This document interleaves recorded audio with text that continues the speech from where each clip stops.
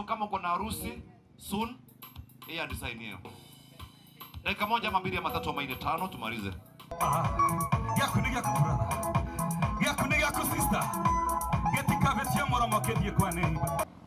President wetu Samuel Ruto, na tunataka kumhakikishia kwamba hebu tuko ngangari na serikali yake tunaitambua kwa mawazo na vitendo. Kweli si kweli? Kwa hivyo mahali ameketi asiwe na wasiwasi katika Embu County. Sisi wakati wa maandamano hatukuenda na tutarajii kuenda, na nusu mkate tulikataa kata. Kwa hivyo mtu angojee mwaka mwingine na mwingine tukutane kwa debe, ama wakutane kwa debe na serikali ya Samuel Ruto. Na tumetosheka vile tulivyo. Kwa hivyo nilikuwa nataka kutoa onyo hiyo kwa mawaziri ambao wameregea ama wataregea katika kazi zao. Kama ni masuala ya kidemokrasia na ni masuala ya legitimacy, rais wa Jamhuri ya Kenya ni William Samoei Arap Ruto.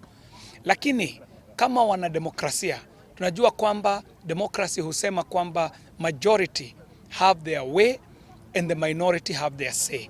Ndio kwa maana unaona kwamba kuna mazungumzo ambayo yanaendelea.